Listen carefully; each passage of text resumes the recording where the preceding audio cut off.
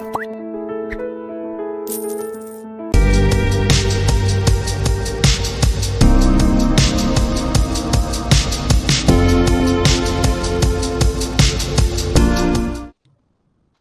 It is a principle that restricts unnecessary or excessive use of authority by managers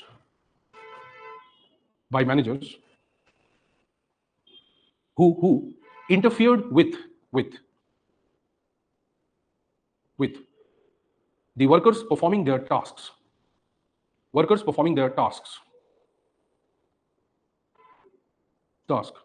It was mainly done to satisfy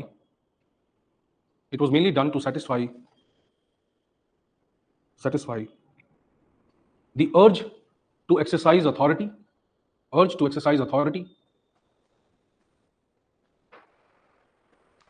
to misuse the position,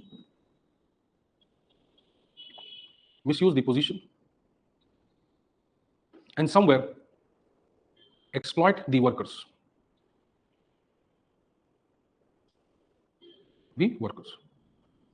Under scientific management, exploit the workers. Under scientific management, as the workers are trained, they do not require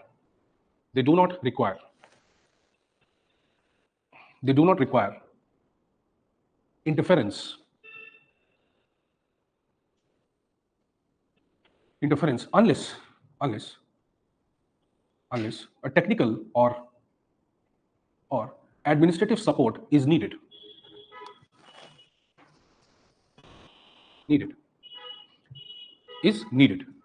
As per MBE,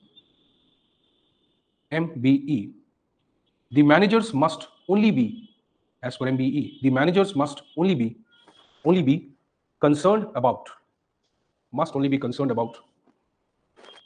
extraordinary situations and leave the normal issues to the wisdom and experience of workers.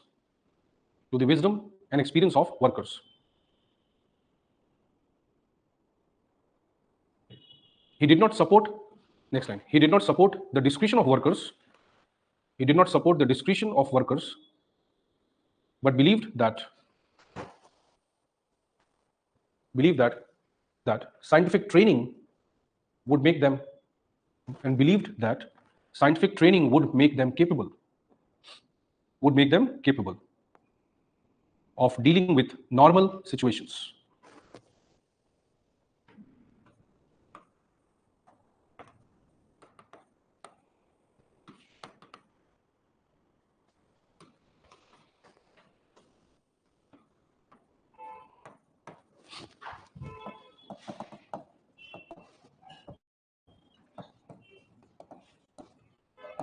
Now, extraordinary deviations, he says now managers must come.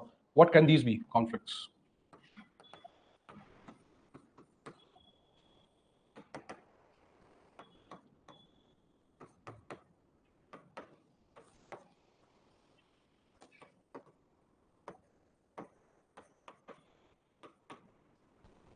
He says if there are conflicts, if there are protests, if there is very low production than the standard which was defined, right, then also he should be conscious. So managers should become more conscious when there is very low production. When there is very high production, then also he says, बहुत extraordinary negative है तो भी, बहुत extraordinary positive है, then also the MBE will come into picture. So he says managers must be concerned with extraordinary deviations, positive or negative. Workers बहुत खुश हैं, then you should be conscious कि why they are so happy, right? Because that may mean something for the organization. Don't take it literally, right? I want to say that if you find something unusual, he says, then be bothered about it. Otherwise, scientific management has its own methods. Normal deviations can be taken care of. These people are trained for doing it, and this will somewhere reduce your urge for unnecessarily poking into the workers, right? So obviously he believed that there should be some autonomy to the workers. but not discretion, only autonomy. Fine. Now, when we study traditional organizations, right? So when you study traditional organizations, let us understand this way that we always use this symbol, right? We always use this symbol. This, let's take as a CEO or the boss. Middle level employees, let's say. You know, we have already talked about this is the centralization or unity of command. Unity of command means one boss for the entire organization, right? One head, ultimately one head. If there are several departments in the organization, let's say for example government, there's a ministry has many departments. So if there are several departments, head of every department would be one person. Head of all these departments, ultimately secretary, would be one person. Head of all of them ultimately would be the minister, one person. So normally every organization which is created in this manner, pyramid, if it is designed in this manner, right? So globally, anywhere, the preferred model is that there should be one single head, right? Why this model is preferred? Easy to design, easy to appoint, easy to control, easy to regulate.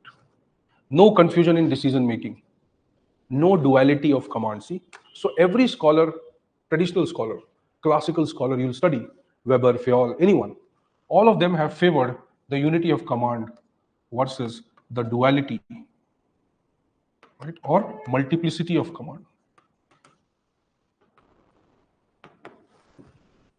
So not many favor this. They do not believe, right? See how the system is designed. If this is the entire organization, if I take, let's say, one level somewhere, okay, let's say I cut this, technically this level, right? And I say, okay, see, this is how the organization is going. This is the level, right? Here, we have two deputy managers, right? These two deputy managers have four, right? Junior managers, for example. Two deputy managers, four junior managers, right? For every two deputy junior manager, there is one deputy manager. So will they form a pyramid here? See? Do you understand this? Will they form a pyramid here also? Why? They have ultimately one boss. They have ultimately one boss. Same will happen here. One junior manager maybe for three supervisors. Three junior managers, but every one of them controlling three supervisors. So that hierarchy will again be created. Three supervisors, one junior manager, right? Two junior managers, one deputy manager. See, at every level you will find this kind of hierarchy. That is why it's called unity of command. It does not mean that only at the top there is unity of command. Entire system has unity of command. Right? So every time you'll find, unless you go to the lowest level, right? Now there are multiple employees, right, who are here. They may also have technically single heads, right? So this is one basic principle of organizations, classical organizations, that there cannot be duality of command in the system. No subordinate can receive orders from two superiors. Two equivalent superiors, right? They can receive from two superiors. Deputy manager, manager. Those superiors who are going to be. So junior manager can receive command, but technically, right, he will not receive command from the manager directly. He will receive from the deputy manager, right? We have talked about something called chain of command. See, these principles are followed. Now Taylor, okay, that is why he does not directly come in the classical model, even though he's a classical scholar. So when we compare Fayol, Weber, Gulick, and Urwick, we say Taylor is distinct, right? Because somewhere he has, right, or you can say he has bypassed this principle.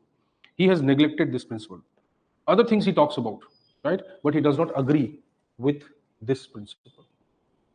He believed to make things efficient, we require specialization. To become specialized, we have to divide the functions of supervision into two types, planning and production, or planning and execution. He believed that planning is a different function, execution is a different function. Do you agree to this? If there is unity of command, we are saying he makes the decision. He makes what kind of decisions? He makes all type of decisions. Do you think that a senior secretary or an IAS or a DGP is capable of taking all types of decisions? No. Taylor believes the same way. He says that when we think of supervision, you have owners, you have managers, you have supervisors, you have workers. He says, when we think of this control, specialization, production, efficiency, then we need workers to be guided by specialists, not by a manager who does not know or who knows only about certain things.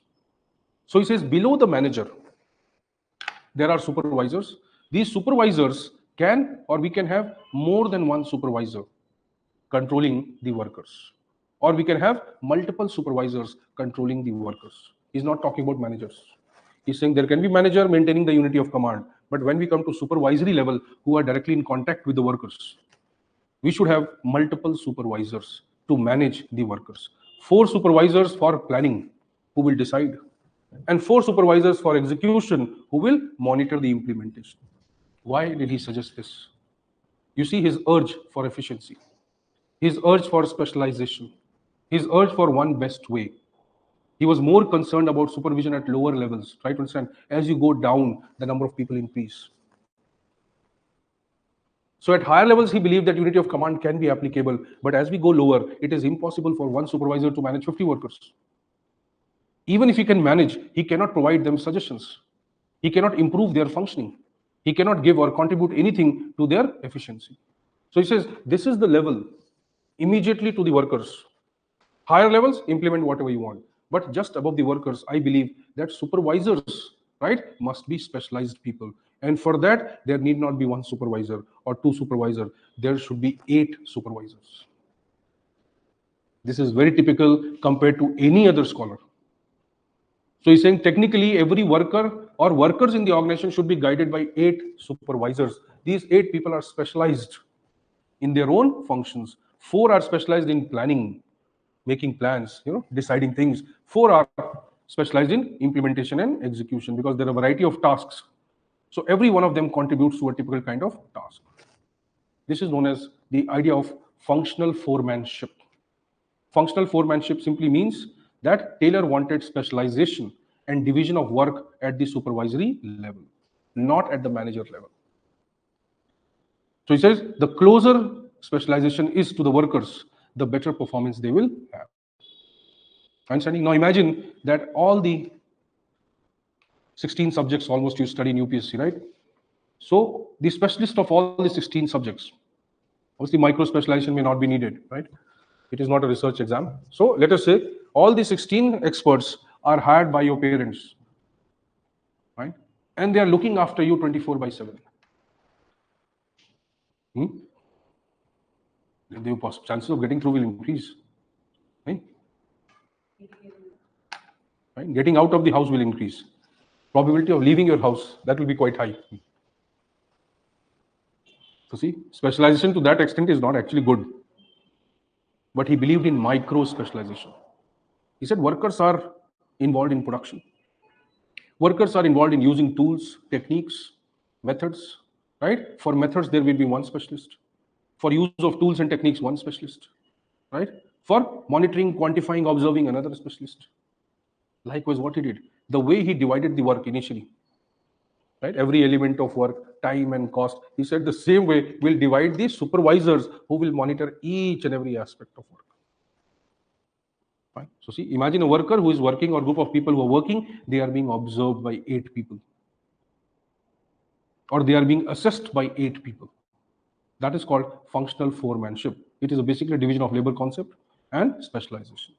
So he believed at supervisory level, we should have 4 or 8 functional supervisors who will monitor the workers. This will improve the productivity of the organization. But he did not realize that ultimately this will disturb the balance of power in the organization. Fine, we'll talk about it how. That is more of application. This part you have understood, right? So now can we draw this diagram, see? So let us take what Taylor wants to say. So you have heads, let us say you have manager, right? Manager is residing somewhere here. Then you have, right? You have, right? Now he's saying there will be 8 supervisors over whatsoever numerous workers were there.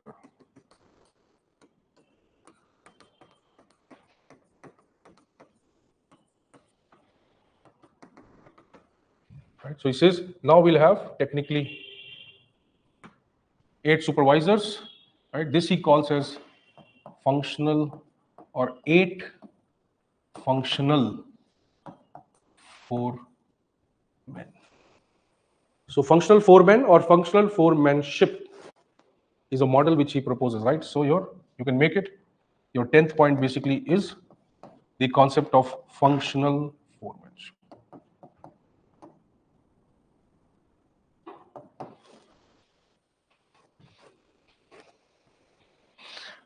Functional foremanship, right? How it will seem like, see.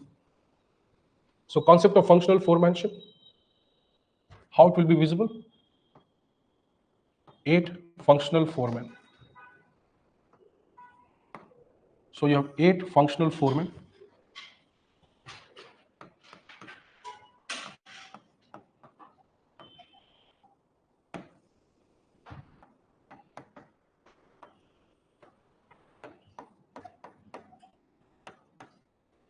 Four for production, 4 for planning. He believed this is more intellectual work.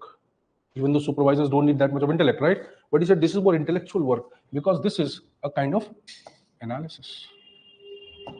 The intellectual is analysis work. He says this is less of analysis. What is more here? It's more action.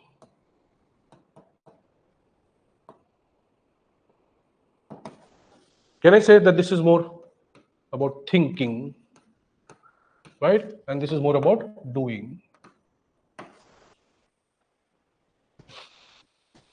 It's very interesting analysis. See, thinking divided, separated from doing, or thinking treated as a specialized function, doing treated as specialized function. Right? You might have heard your friend saying, "Tu soch mat, tu sirf kar." Yeah? Have you heard this statement sometimes in your school, college, wherever, right? That you don't think, you do. Right? So you have to jump into the neighbor's house. He'll say, "I'm there, I'm there." When you look back, he's not there. Right? That is why you should think. It's not necessarily you should do. So when you say thinking and doing, can you treat them as two separate functions? Yes, normal human beings don't treat them as separate functions. They think and act. They act while thinking, right? They think while acting. We do all this, right? See, imagine the Taylor's obsession with specialization. He said deliberation, planning, analysis, we need people separately for them. Those people who are monitoring, they cannot analyze. Those people who are executing, they cannot deliberate. You see, today, we talk about many of the agencies in the government which are involved in research and development. R&D, Niti Aayog kya kar raha hai? Niti Aayog is what? Thinking, no. It's doing the brain function, not the hand function, right? Or the leg work or the hand work. It is doing the brain work.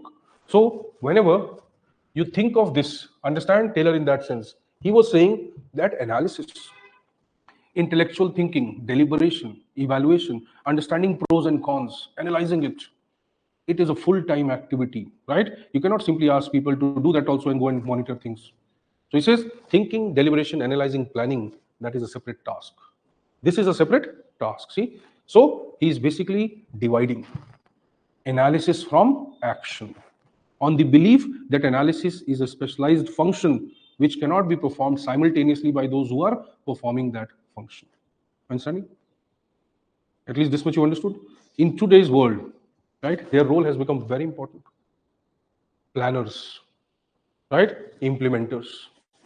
So can you think how visionary Taylor was? He visualized that there is a need to separate them, and only then we can become more efficient, more efficient, more efficient. So today you have a lot of think tanks. What do? They think, yeah, that is why they are think tanks, right? Most of you don't think. That is why I told you think, then write. But I think that you overthought yesterday. That was not what I suggested. Right? There's a very famous phrase, curiosity killed the cat. What does it mean?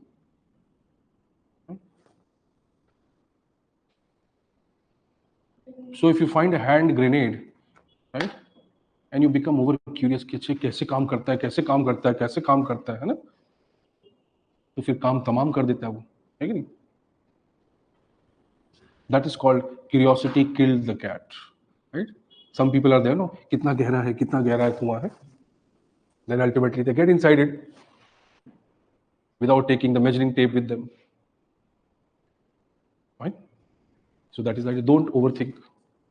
So he's not talking about overthink, but he's saying that thinking is a perpetual activity, and there are people who have to sit and do it.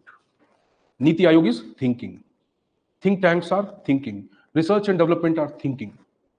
They think, they plan, they evaluate, and then they give it to us, and we say, okay, fine, we'll implement it. So pure implementation, deliberation, and formulation. Can you say? Right? So you have, let us apply this logic now and compare him to Wilson's dichotomy. What is Wilson talking about? Politics, administration. Politics is about formulation. Administration is about implementation. So can we say Taylor's functional foremanship model, right? Distinction of planning from execution is similar to the Wilson's idea of politics administration dichotomy. So Wilson is more, right? He's the father. Let's give him some credit, right?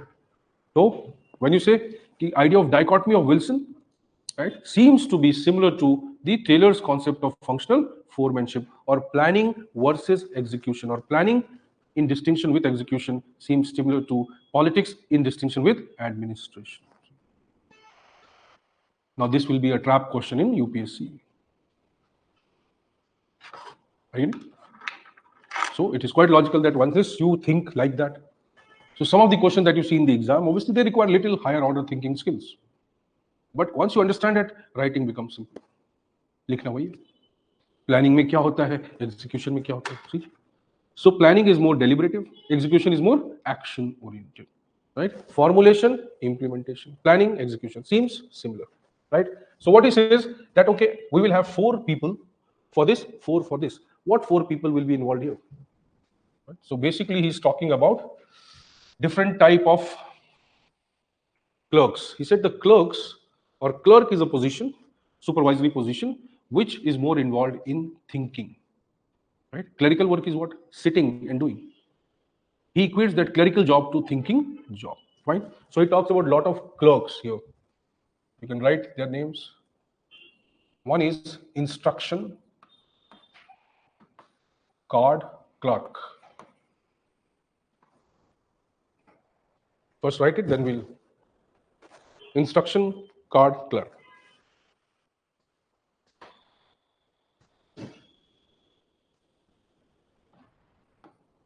Order of work and route clerk. This way you should remember clerk, planning. CP cannot place जाते हो ना भाई. So clerk, planning. Order of work and route clerk. Time and cost clerk.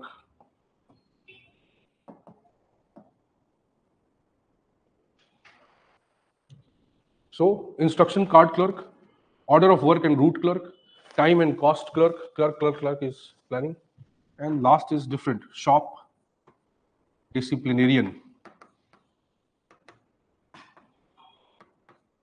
He himself was a little confused, but it's okay. Right? Last he says that there is a person who will be making policies how to discipline people. Right? So once you think of planning, think of clerk, right? So he says instruction card clerk, iska role kya hoga? Right? Simply to develop instructions for the workers. These are instructions, these are to be followed, this is what you should do while being in the workplace. Right? These are very elementary tasks. Order of the work and route clerk. Right? How will you provide the order? You understand? The work order. Order of the work. How will you give instruction to the people to do tasks? So for that purpose, you will create a kind of, let's say, official note, right? An official instruction or official order that first lane or first line of workers should move to that place. Second line should move to that place. Now you're not doing it. You have just thought of how this work process will be divided. That is called order of work. How the work will be transacted. What will happen first? What will happen next? Right?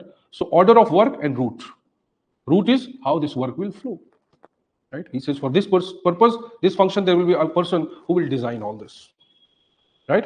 So how the entire work process will flow, who will do what, who will go where, all you design. Right? Time and cost clerk, who will be obviously creating methods or standards for comparison. So time motion technically study. Based on that, this person will design these standards and framework. Shop disciplinarian, develop principles, how to manage and control people in the organization. How to punish, how to fine, what should be imposed, what should not be imposed. So now these are important functions needed, right, to, or they should be planned so that the work starts taking place. Next he says, so once you go to CP, right, what do you become? You become the boss. You start thinking like a boss. Boss of cannot place. So here you have all the bosses, right? Boss पहले क्या होते थे? Boss basically supervisors की तरह. That term used to come from like coolies. So when you say gang of coolies, it's like the group of coolies. So they have boss. Boss basically was technically the head. So the ones who lead them is boss. So he says there are different type of bosses, right? Heads. Gang boss. These are basically industrial terms. Speed boss. Repair boss.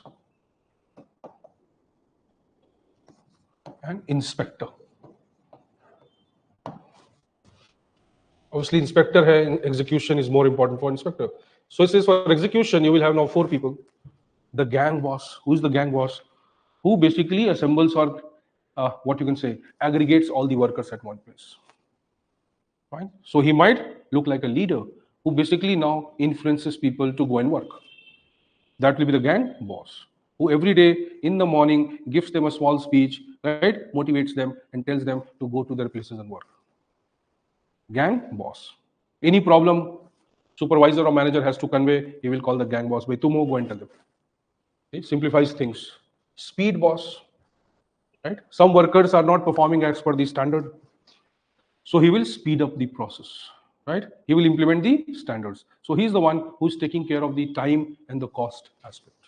Repair, if there is something that happens, a problem emerges, he will go and repair things, right? So he's basically the one who resolves the problems.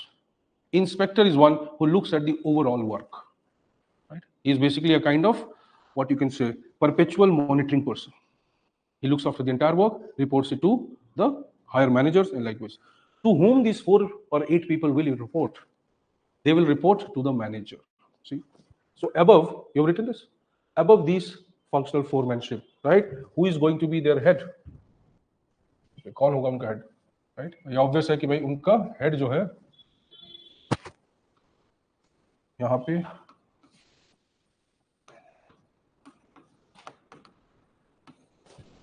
so see, you have a manager, now you have 8 foremen. Now these 8 foremen will look after the workers. So ultimately he does not totally violate the unity of command. Supervisors किसको report करेंगे? Manager. Seems illogical, right? It is illogical. Then manager does not know about everything. What is the utility of this specialization? He's only talking about specialization at supervisory level. He could have talked about 4 managers, 2 managers, manager planning, manager execution. Logical. See? So Taylor comes with these ideas, right? Something about functional foremanship, right? FF or functional foremanship.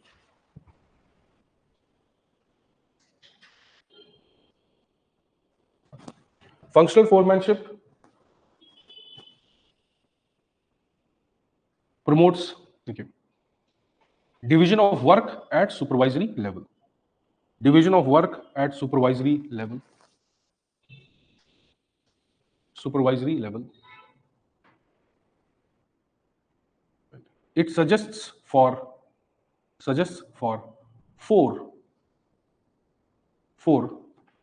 supervisors for planning and 4 for production or execution.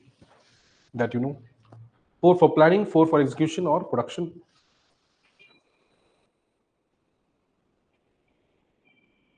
4 for production or execution, right? Okay, this principle differentiates Taylor from from other classical scholars, other classical scholars who favored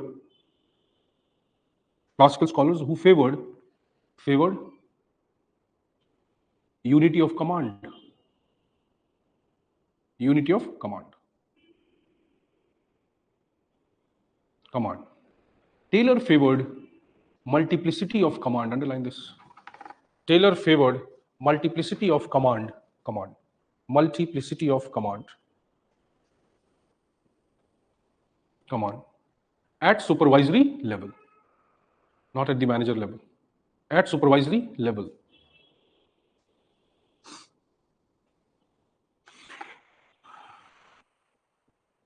His passion for efficiency, productivity,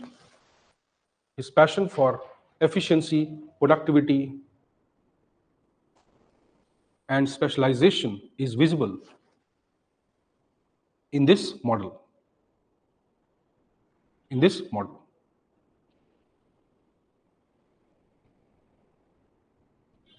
Today, the governments are also involving or associating the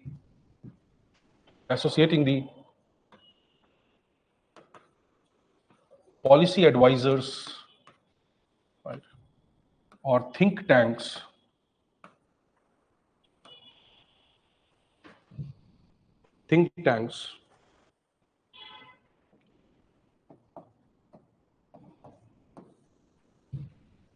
or research and development support,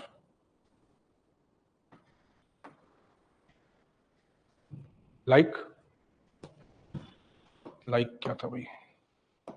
planning commission or erstwhile planning commission. Madhya Pradesh Chief Minister, erstwhile famous Guardian Chief Minister of Madhya Pradesh, right, replaced by a more proactive, politically oriented, right, Yadav Chief Minister. Erstwhile. So planning commission was also created so that it can support the government to give better advice, plan for the country, use this plan, or this plan will be used by those who are implementing the plan. So planning was done by someone and implementation was done by the government. See, differentiation. This improves specialization, right? Erstwhile planning commission or today's Niti Aayog.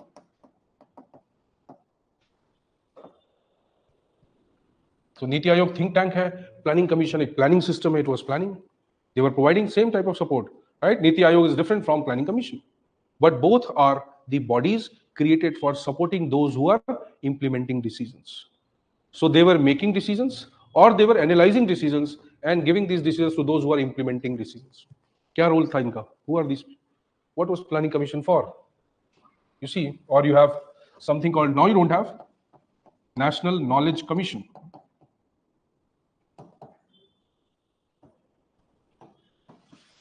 Right? National Security Advisor. कौन है भैया? Does he exercise executive powers? NSA works with what? PMO, Prime Minister's Office. He's not exercising executive power, right? But he has power. But what kind of power? His power is more deliberative power, intellectual power. Planning Commission, similar. Niti Aayog, similar. Even though Planning Commission started encroaching that role, but its role initially was that only, right? National Knowledge Commission, National Security Advisor, or Prime Minister's Economic Advisory Council, right? Scientific Advisory Council, right? Prime Minister's Media Advisory Council, and likewise. So there are so many bodies today also which reflect the same idea. These bodies are called as, in bodies को हम क्या बोलते हैं? Research है, think tank है, no doubt, but they are in the official language, they are called as staff bodies. staff organizations, right? Staff, don't take the staff with the staff. Staff is powerful body. There are different type of staff.